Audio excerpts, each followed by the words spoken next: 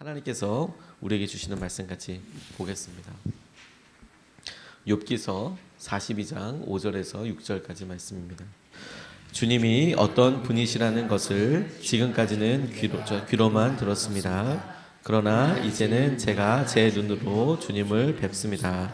그러므로 저는 제 주장을 거두어 드리고 티끌과 잿더미 위에 앉아서 회개합니다. 아멘. 하나님 말씀입니다. 이번 고난주간이 참 특별한 것이 우리 아이들과 함께 예배할 수 있는 게 너무 큰 은혜이고 기쁨입니다. 아이들에게도 새벽에 기도하고 주님께서 행하신 은혜를 우리가 같이 볼 수 있고 알 수 있게 되기를 원합니다. 오늘 우리가 첫 번째로 이번에 주님께서 우리에게 주신 믿음의 도전대로 우리가 날마다 십자가를 짊어짐은 우리 가운데 어떤 일을 이루기 위함인지, 또 우리에게 어떤 영적인 일이 일어나게 되는지에 대해서 우리가 날마다 질문하고 또 주님께서 하시는 은혜들을 같이 누려보고 싶습니다. 첫 번째로 우리가 십자가를 짊어지는 것은, 날마다 그렇게 짊어지는 것은 우리가 우리 자신의 죄를 깨닫게 되고, 그리고 우리가 누구인지를 알게 되는 은혜가 십자가 앞에서 시작되기 때문에 그렇습니다. 우리의 죄가 깨달아지게 되고, 그리고 우리가 누구인지를 보게 되고 알게 되는 일이 십자가 앞에서 있게 되는 것이죠. 우리가 십자가를 통해서 우리 자신을 보게 될 때 거울과도 같은 역할을 하게 하시는 분이 계십니다. 우리가 십자가 앞에 나아갔을 때 그 십자가가 마치 거울처럼 우리가 어떤 삶을 살고 있는지, 우리의 모습이 어떤지를 있는 모습 그대로 적나라하게 보여주게 되는데, 그것이 참으로 놀랍게도 어떤 한 분을 통해서, 예수님을 통해서 우리 자신을 보여주신다는 것이죠. 우리가 이것을 구약시대의 사람이지만 십자가 앞에서 섰던 것처럼 하나님 앞에 섰던 사람을 떠올리게 됐습니다. 욥은 자신의 삶에 찾아온 고난에 대해서 해석할 수도 해결할 수도 없었습니다. 이게 도대체 어떤 일인지, 어떤 의미가 있는지 이걸 넘어설 수 있는 방법도 없었는데, 근데 하나님께서 찾아오셔서 그가 자신의 삶에 대해서 많은 질문을 했던 것에 대답하신 것이 아니라 오히려 욥에게 폭풍처럼 질문을 쏟아내셨어요. 욥이 엘리바스와 같은 새 친구와 함께 막 얘기하면서 끝없이 물었던 질문들에 대해서 하나님께서 속 시원히 말씀하신 것이 아니라 되려 욥에게 막 질문을 쏟아내시면서 그가 얼마나 무지한지에 대해서 드러내셨거든요. 그러자 아주 희한한 일이 일어났습니다. 그러자 이런 일들이 일어나게 됐는데, 첫 번째는 무엇이었냐면 십자가를 통해서 주님이 어떤 분이시라는 것을 깨닫게 됐어요. 그러니까 하나님은 어떤 분이신지를 욥이 그런 대화를 통해서 알게 되고, 그리고 그것이 우리의 죄인 것을 깨닫게 됐어요. 어떤 분이신지를 깨닫게 되고, 그리고 이어져서 내가 우리 죄가 어떤 것인지를 깨닫게 됐다는 거예요. 5절 말씀을 보면 주님이 어떤 분이시라는 것을 지금까지는 제가 귀로만 들었습니다. 그러나 이제는 제가 제 눈으로 주님을 뵙습니다. 이렇게 이야기하고 있습니다. 십자가는 하나님께서 계획하신 것이 드러난 사건이에요. 그래서 십자가는 우리에게 아무런 대답도 해주지 않고 오히려 끝없는 질문을 합니다. 주님 왜 그렇게 돌아가셨나요? 주님 우리에게 그렇게 하셔서 우리에게 일어나는 일은 무언가요? 당장 주님께서 십자가를 지셨을 때 제자들이 느꼈던 황망함은, 당황스러움은 이루 말할 수가 없었습니다. 아무도 대답해 주지 않았거든요. 그날은 침묵이 있었고, 그리고 그날은 두려움만 있었습니다. 그런데 정말 놀라운 것은 무엇이냐면 주님께서는 십자가에서 그렇게 달려서 돌아가신 것 같았지만 정작 그 모습을 통해서 나는 무엇을 했지? 나와 주님과는 어떤 관계이지? 주님께서는 내게 어떤 일을 하셨지? 십자가에서 예수님은 정작 아무 말씀을 안 하시는데, 그렇게 십자가에서 죽으신 예수님을 통해서 우리 안에서 질문이 생기기 시작하는 거예요. 그리고 그분이 어떤 분이셨는지를 이런 질문을 통해서 깨닫게 되는 것이죠. 그분이 나와 함께 하시면서 했던 말들이 생각나고, 그분이 우리에게 있었을 때 내가 누렸던 기쁨과 내가 있었던 여러 변화들이 생각나게 되신 것이죠. 욥이 똑같았습니다. 자신이 했던 질문들을 넘어서는 우리에게 말씀을 걸어오시는 그 하나님이 얼마나 위대하신 분인지, 얼마나 놀라우신 분인지를 깨닫게 되는 거예요. 그런데 주목할 점은 욥이 새 친구들과 한 이야기의 대부분은 욥이 죄인인가 아닌가 하는 것이었어요. 엘리바스와 같은 빌닷과 소발과 같은 친구들이 너 왜 이런 고난 당하는 줄 아냐? 너 죄 때문에 그렇다라고 욥이 죄인이냐? 너 죄인이다. 이러이러해서 죄인이다라고 이야기하고 있었고, 욥은 아니다. 나는 그렇게 생활하지 않았다. 죄인이 아니라고 이야기하는 장면이 자그마치 40장에 걸쳐서 이야기하고 있는데, 그런데 정작 희한한 것은 하나님께서 욥이 죄인인지 아닌지에 대해서 하나님의 말씀을 이야기해 주지 않아요. 하나님의 생각을 말씀해 주지 않아요. 너 죄인이야. 너 아니야. 너 그렇게 얘기한 건 틀렸어. 맞았어. 이렇게 얘기하지 않고 이 폭풍 속에 얘기하시던 질문들의 내용을 면면히 보면 당신께서 무슨 일을 하셨는지를 알려주세요. 당신께서 양들을, 짐승들을, 태초에 어떤 일들을 하셨는지를 오히려 자연스럽게 보여주고 계시는 것이죠. 너 죄인이다, 아니다, 이래서 네가 잘못한 것이다, 이런 거 얘기해 주지 않으시고 얼마든지 그 얘기를 하실 수 있을 텐데도 이야기해 주지 않고 오히려 당신께서 하신 일들을 계속 물어서 질문하면서 욥이 자기 자신을 발견할 수 있도록 해 주는 거죠. 하나님이 어떤 일을 하셨는가? 경남 산청에 어떤 분이 집안이 너무 가난했는데도 집안이 가난했기 때문에 부모님들이 더 독하게 공부를 시키려고 했나 봅니다. 그래서 당시만 해도 시골에서 중학교 간다는 것이 아주 쉽지 않은 일이었는데, 그런데 중학교를 보내기로 결정을 한 거예요. 유학을 가야만 했었습니다. 당시에는 차편이 변변치 않았으니까 아예 대구에다가 하숙집을 얻어서 대구 중학교로 이렇게 보냈답니다. 근데 막상 집이 멀리 떨어져 있게 되고 그러니까 이 학생이 공부를 하기가 싫었대요. 안 했대요. 그래서 한 학기가 끝나고 나면 항상 우리의 모습을 적나라하게 보여주는 행복한 편지가 집에 날아오잖아요. 성적표가 이렇게 막 날아오는데 등수가 적혀 있는데 68명이었답니다. 당시만 해도.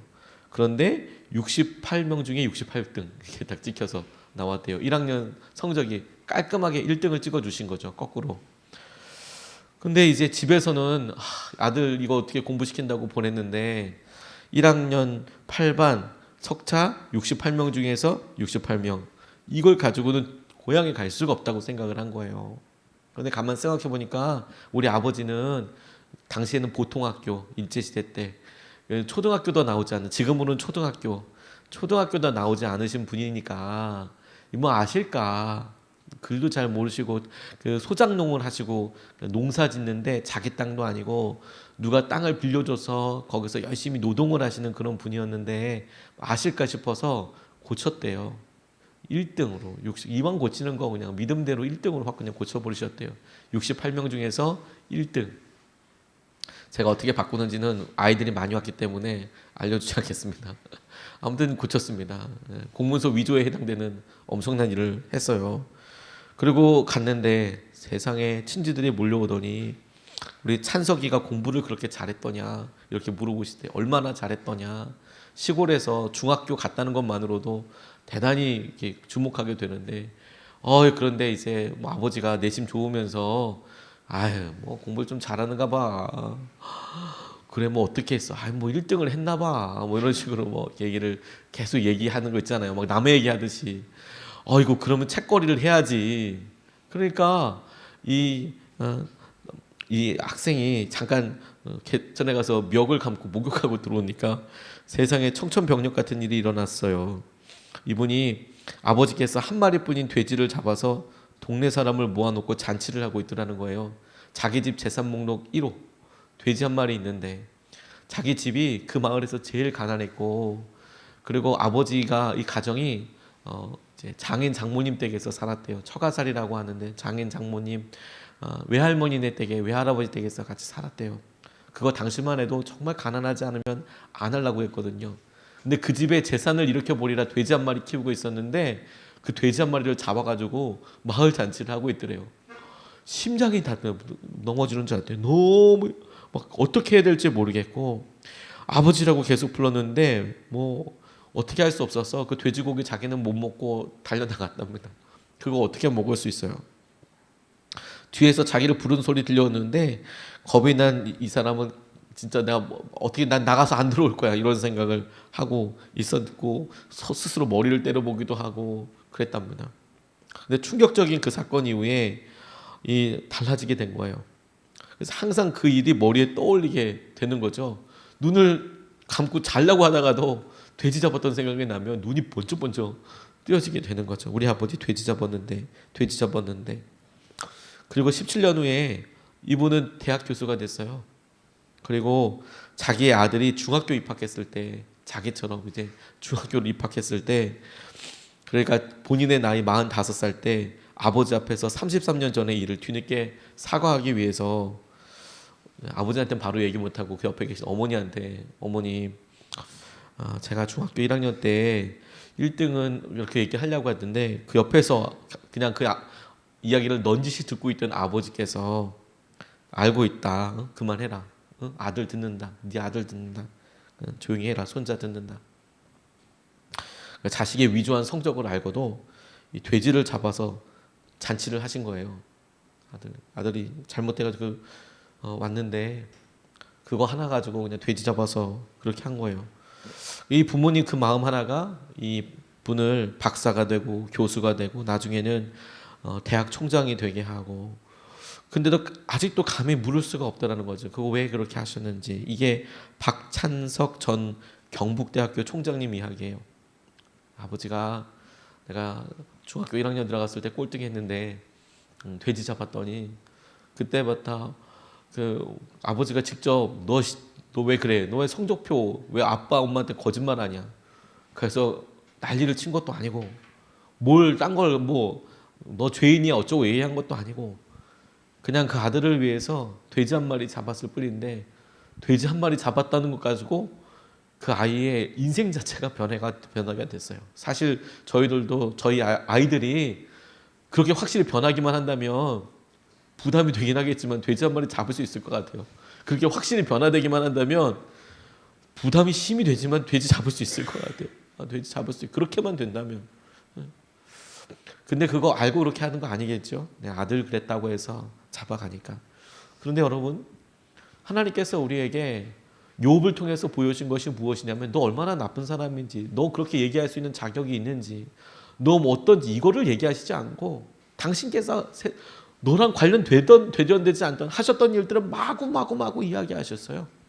그리고 그것이 자연스럽게 스멀스멀 내가 하나님 앞에 이런 말을 할 수 있는 자격이 있는가, 내가 어떤 일을 할 수 있는가라는 것을 알게 되고, 이 하나님께서 죄를 깨닫도록 지적해 주신 게 아니라 당신의 임재로 죄가 드러나게 하셨어요. 죄가 드러나게 하셨어요. 이게 십자가가 우리를 죄를 깨닫게 하신다라는 거예요. 이게. 그런데 여러분, 이렇게 죄를 깨닫게 되면 이 죄는 반드시 우리 자신의 모습을 깨닫게 합니다. 십자가를 통해서 주님이 어떤 분이시고 그 죄가 우리의 죄를 깨닫게 하는데, 이 6절 말씀을 보면 그러므로 저는 제 주장을 거두어드리고 티끌과 잿더미 위에 앉아서 회개합니다. 주님이 어떤 분이신지를 알면 내 자신이 어떤 모습인지 적나라하게 드러나고, 내 자신이 어떤지 정확하게 보게 되면 죄를 통해서 내 삶에 내가 뭘 잘못하고 있는지를 더 구체적으로 보게 된다는 거예요. 욥이 너무나 당당했어요. 자신에게는 아무런 잘못이 없다고 생각했습니다. 하지만 하나님을 보게 되었을 때 그가 자신의 모습을 보게 되었다고, 그래서 그동안 자신이 했던 모든 주장들을 거두어 드리고 자신이 죄가 있음을 인정하면서 회개했습니다. 내가 죄를 지었다고. 십자가에서 이루신 일은 하나님께서 우리를 위해서 이루신 일로 인해서 우리가 한 일과 우리 자신이 다르지 않다는 것을 고백하게 합니다. 여러분, 이게 우리에게 굉장히 중요해요. 우리가 어떻게 우리의 잘못을, 우리의 죄를 지으면서도 아무렇지도 않게 살 수 있을까? 혹시 여러분 질문해 보셨습니까? 우리가 우리 스스로 이만한 거짓과 이만한 음란과 이만한 연약함과 이만한 두려움과 이런 것들이 있는데 어떻게 우리는 아무렇지도 않게 다음 날도 똑같은 연약함과 똑같은 말과 똑같은 행동을 하면서 그렇게 지낼 수 있을까? 우리는 어떻게 그럴 수 있을까? 곰곰이 생각해 보게 됐는데, 우리는 우리가 한 일이 우리 자신은 아니라고 생각을 하는 거예요. 뭐냐면 나는 지금 연약하고 나는 지금 힘들어. 그러니까 나는 지금 삶이 이래서 내가 비록 거짓말을 하고 내가 비록 이렇게 다른 사람들에게 손가락 받을 짓을 해도 이게 내 모습은 아니야. 나는 이렇진 않아 라고 생각을 해요. 근데 여러분, 십자가 앞에 서면 우리가 하는 일이, 우리가 하는 행동이 그게 곧 나를 설명해 주는 나의 지금 정체성과 나의 지금 위치를 보여주는 나라는 것을 보여주고 알게 해주신다는 거예요. 네가 행동하는 것이, 네가 마음속에 품고 있는 것이 바로 너다, 우리다, 우리 자신의 모습이다 라고 이야기하는 거예요. 제가 성도님 한 분이 간증을 하시는 것을 인터넷 게시판에 올려놓은 것을 보고 그분에게 허락을 받고 제가 여쭤봤어요. 제가 나중에 이거 꼭 설교 시간에 한번 나눠도 되겠냐고. 근데 본인이 진짜 그렇게 흔쾌하게 이야기해 주신 분이 계셔서 다소 충격적인 이야기지만 참 큰 도전을 받았습니다. 이분이 이분 본인은 실명은 올렸었는데 저는 실명은 올리지도 않고 당시에 고려대학교에서 박사학위를 거의 논문만 남겨놓고 있었어요.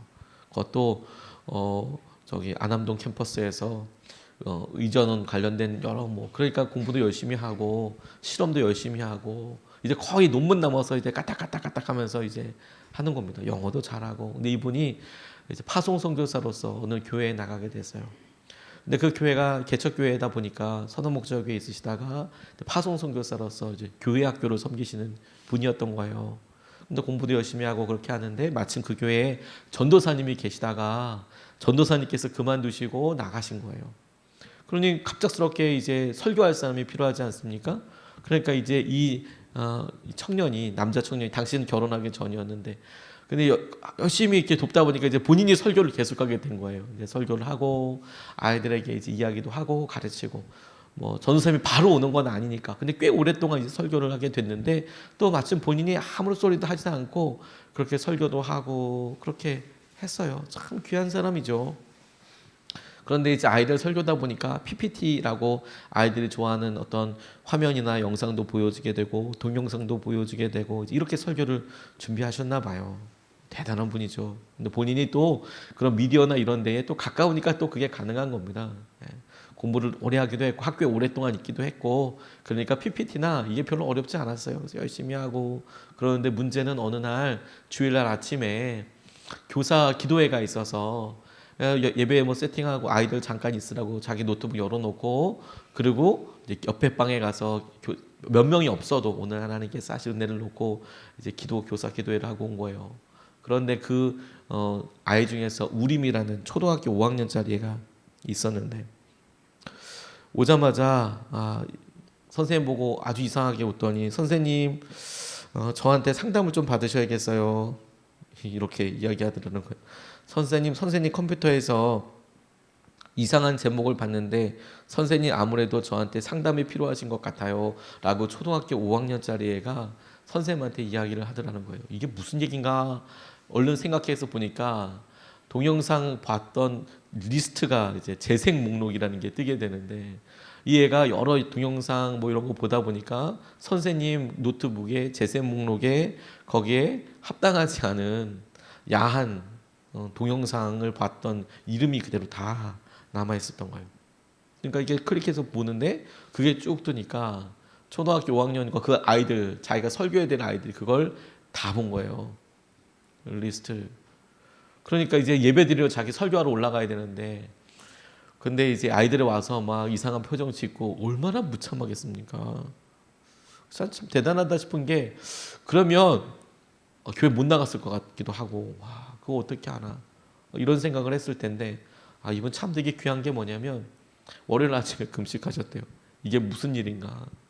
그날은 어떻게 지냈는지도 모르겠고 자기가 기도하면서 월요일 아침에 학교 가서 공부하고 이렇게 실험하고 그래야 되는데 하루를 금식하면 어떻게 해야 될지 근데 주님께서 말씀을 주시면서 딱 한마디 하시더래요. 네가 바로 그 거짓말하는 사람이다. 네가 그 거짓말하는 사람. 요한일서 2장 3절에서 6절 말씀에 계명을 지키면 이로써 우리가 저를 아는 줄 알 것이요 저를 아노라 하고 그의 계명을 지키지 아니하는 자는 거짓말하는 자요 진리가 그 속에 있지 아니하되 누구든지 그의 말씀을 지키는 자는 하나님 사랑이 참으로 그 속에서 온전케 되었나니 이렇게 쭉 이야기하는데 네가 바로 거짓말하는 사람이다. 근데 이게 이분에게 어떻게 깨달아졌냐면 자기는 그동안에 나는 사회적으로도 공부하는 것도 학력으로도 어느 정도 사람들에게 손가락 받지 않을 만큼 좋은 학교에서 아주 좋은 학교에서 이제 뭐 앞으로 나아갈 이런 거 열심히 생각하고 사람들과 뭐 성품도 되게 좋아요. 근데 그의 삶에 작은 틈이 있고 그런 거에 대해서 그게 자기 모습이라고 생각하지 않았어요. 그건 그냥 내가 힘들 때 잠깐 이렇게 하고 그런 거죠. 그런데 그런 사건으로 어마어마하게 드러난 걸 보니까 마침내 인정하게 된 거예요. 하나님, 제 수준이, 제 영적인 모습이, 제 진짜 모습이 제가 사회에서 보이는 어떤 것, 사람들이 평가하는 무엇이 아니고 제가 저 혼자 있을 때 했던 그 행동, 그게 저입니다. 그게 바로 저입니다. 자기 모습을 적나라하게 알고 그게 죄인 것을 알고, 근데 이분 더 놀라운 건 뭐냐면 그걸 깨닫고 나서 이분이 한 행동이에요. 그 교회가 크지 않았기 때문에 제가 봤을 때 더 민망하고 애들은 그래도 어떻게든 숨기고 싶고 저는 그랬을 것 같아요. 마음은. 근데 이분은 어떻게 결단했냐면 목사님한테, 그 교회 목사님한테 전화를 해서 수요예배 시간 때 잠깐만 간증 시간을 달라고. 간증을 할 때 그게 간증이라고 하니까 은혜롭고 뭐 이걸 나누는 게 아니고 자기가 주일날 있었던 그 일을 수요일날 수요예배 때 가서 사람들 앞에서 공개 자복을 한 거예요. 잘못됐습니다.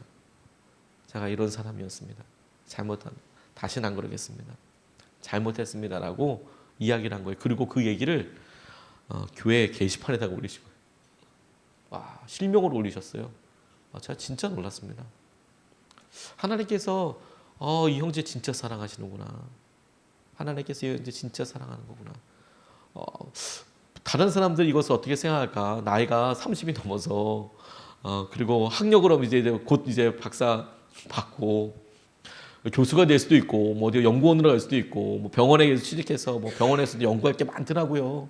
그렇게 할 수도 있고 뭐 제약사에 들어갈 수도 있고 뭐 그런 분이 애가 한 것 그것 때문에 하나님, 이게 제 모습이고 제가 여기서부터 시작하겠습니다. 제가 여기서부터 시작하고 제가 제 자신의 모습을 그대로 드러내고 하나님께서 하시는 것을 보게 할 것입니다.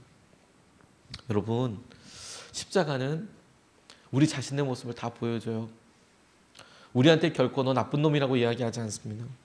다만 하나님께서 우리를 위해서 하신 그 일을 보여주세요. 예수님을 통해서 우리가 어떤 사람인지를 보여주세요. 또한 그 십자가는 우리의 죄를 드러나게 해요. 내가 어떤 사람인지 적나라하게 알게 될 때 내가 하고 있는 행동이 나와 다르지 않다는 것을 하나님께서 알게 해주세요. 그리고 그 행동은 하나님께서도 미워하시고 우리도 스스로 하면 안 된다는 것을 알고 있는 것을 하나님께서 네 모습이 그 모습이다. 그게 네가 평가받고 있는 것이다 라고 생각나게 하신다는 거예요. 십자가가 끊임없이 우리 마음속에서 우리를 결론 내게 하시고 우리를 붙잡아 가시는 한 주 되시기를 주님의 이름으로 도전합니다. 오늘 두 가지 말씀을 같이 나눴는데요. 첫 번째는 하나님께서 우리 가운데 십자가를 통해서 주님이 어떤 분이신지를 깨닫게 하고, 그리고 그것이 우리가 어떤 사람인지를 알게 하는, 죄가 어떤지를 깨닫게 합니다. 그리고 우리가 죄를 깨닫게 되었다면 그것이 우리 자신이 어떤 모습인지를 깨닫게 하신다는 거예요. 우리가 이것을 붙잡고 두 번 나눠서 같이 기도하겠습니다. 오늘은 우리 아이들과 함께 같이 예배하는데 오늘 특별히 고난주간 때는 안수기도를 하지 않고 우리가 주님 앞에만 좀 나아가서 같이 기도하실 수 있으면 좋겠습니다. 계속 안수기도를 해왔는데 이 고난주간만큼은 주님께서 하신 은혜를 우리가 같이 주님 앞에 갈망하며 나아갈 수 있으면 좋겠습니다.